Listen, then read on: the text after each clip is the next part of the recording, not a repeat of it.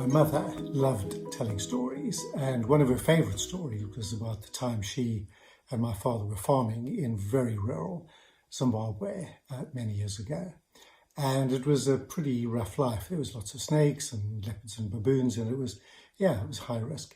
And she tells the story of one day she came back into their makeshift dwelling and she had left me in a pram. And as she came into the room, she suddenly, to her horror, realized there was a snake in the pram, and it was a cobra, and you've probably seen pictures of the cobra hooded, which normally means it's ready to strike. And the way Mum tells the story is she let out what she suspects is a silent scream, but the next thing she knew, she was in the next door room with me in her arms, and the door was closed. Quite remarkable. And she never knew actually how she managed to get there without getting bitten by the snake or having the snake bite the baby. But it was interesting to reflect back on those times, because what she did realize actually was that from that time on, in the many challenges she faced, and she did face challenges, like my father died 5 years later and left her with 5 children, very few resources, she just knew that if she had to do something in a difficult situation, that she could make a way, and she did. And this is a quality that we probably all need at times like this, the ability to make a way in a difficult situation. And that's the main subject that we'll be exploring on this video. By the way, my name is Simon Wilsher, and I'm the founder of CME Color Profiling. And we're in the middle of a series of videos designed to explore ways in which we can restore some semblance of order, but also create a very positive future. So in the first video, we covered seasons, what's important at a time like this. Secondly, systems, how do we get there? Thirdly, social connections, how do we create great communities, and social media for good. But today, we're going to be covering space and 3 aspects of space, the mental, the personal, and the communal. So let's think about the mental aspect of space first, the space on the journey, where we're up to, what we're facing. We know that for many of us, things are likely to get tougher before they get better, whether that be health-wise or job-wise, financially, educationally, etc. However, it's really interesting that a lot of the research that's been conducted into how do we cope, how do we make the most of crises, a lot of that research shows that we respond pretty positively. So, for example, Charles Frietz did a lot of research on World War II, and what he found is that when people thought back, reflected on that time, they recalled the positive elements of it far more easily than they did the negative. And he put that down to a common purpose and patriotism and belonging to a tribe, being together, establishing close relationships, standing with each other. And it's really encouraging. I don't know what you think, but the acts of kindness and consideration that we've seen in our local communities, nationally and internationally, have been just extraordinary. So we're already seeing people wanting to respond and naturally responding positively. But how do you and I create a mental toughness that whatever happens, like my mum, in a way, that we do make a way? Let's just think about how she approached it. First of all, she reflected on it a lot. Secondly, she talked about it quite a lot. And thirdly, she made the connection between the challenging time and the making away, the mental toughness. And there's no substitute for that, because we can read all we like about it and apply all the techniques about mental toughness or resilience, but that's outside in. There's nothing quite like inside out, which is really the best way of doing it. So if we want to be mentally strong in this environment, reflect on what we've done in the past with tough times and that we did survive. Secondly, talk about it. And thirdly, make the connection that we actually were able to cope. And you'll find that you'll get stronger and stronger. And for our mental health, this is critical. So second area of space, personal. How do we make a personal space that's comfortable, convenient, and allows us to concentrate? Well, for a lot of us, it's going to involve remote working, and I believe 50% of people surveyed would say that actually they'd prefer to keep working remotely or do more remote working, and 50% can't wait to get back to the office. So whichever it is, how do we create a space in those environments which are conducive to good working. 4 methods we're going to suggest. First of all, what we like to do is say we need to minimize distractions, whether that be noise or interruptions. Secondly, how do we maximize the convenience factors of light, music, or review if we've got a choice?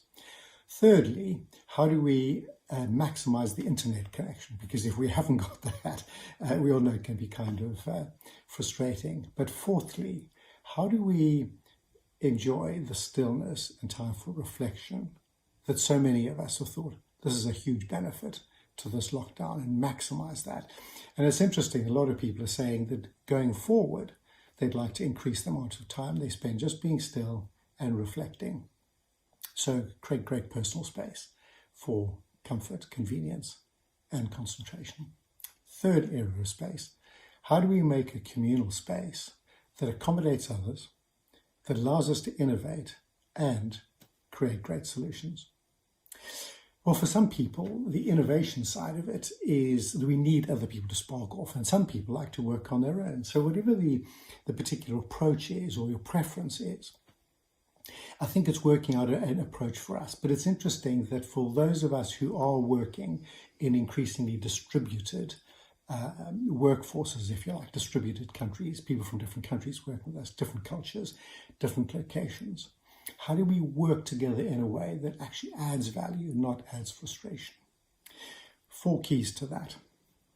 First of all, what we're suggesting is that we learn to participate well. And we run whole webinars on this, and please do access those if you'd like to. But just as a quick clue on one of them, that a lot of us are saying by the end of the day, actually we have screen fatigue, we feel exhausted and feel we've actually done that much, although we've worked hard all day. If you are in that position, try leaving 15 minutes between your screen time. Or if you're actually on a webinar, of course, switch your camera off and just use audio. Secondly, how do we facilitate well? Harvard Business Review did a survey and they came up with 5 keys, if you like, to participating well on in remote working meetings, as it were, remote meetings. And the central theme was, how do you cope with the observer syndrome? And what they meant by this is, certainly what we've noticed is that in the average call, about 50% of people are more observer than participants. 25% participate at times for a period of time and then stop, and 25% seem to be a bit agitated, want to get to the action and get off the call. So different preferences, different ways of operating, but learning to facilitate that well, absolutely critical.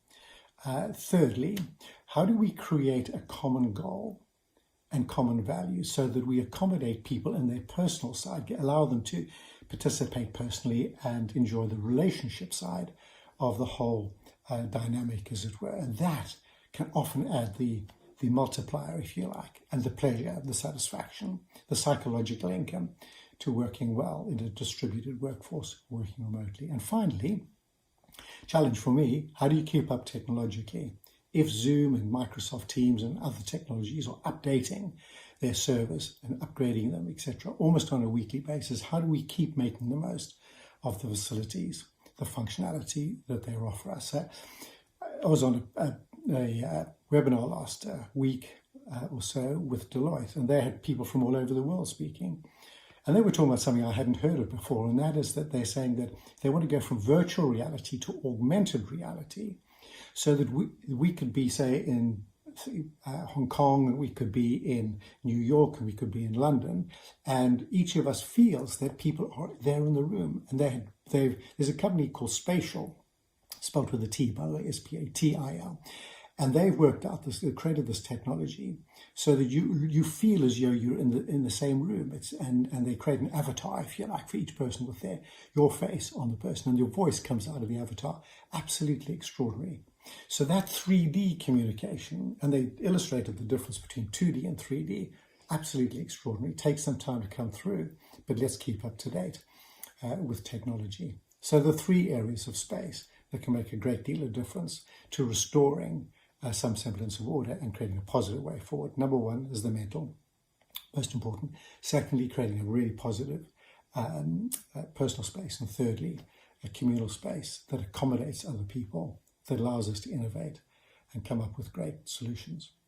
So just briefly, one of the elements that people have asked us to talk about on these webinars is how does this play into the temperament work that we do in CME?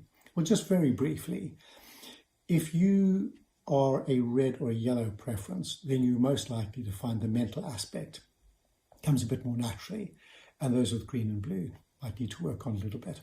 Secondly, the personal space, that's likely to come much more naturally to green and blue, and red and yellow might have to work on that.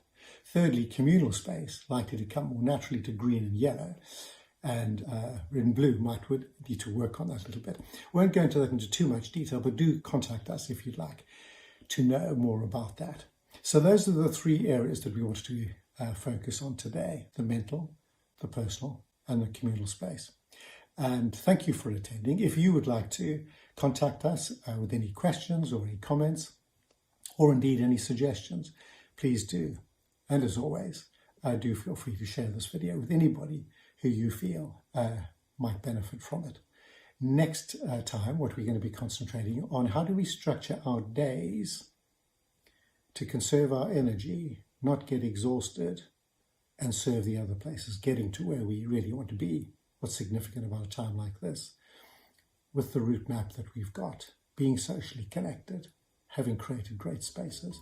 So it's going to be a cracking webinar. Please do join us then, and we look forward to your company at that time. Thank you.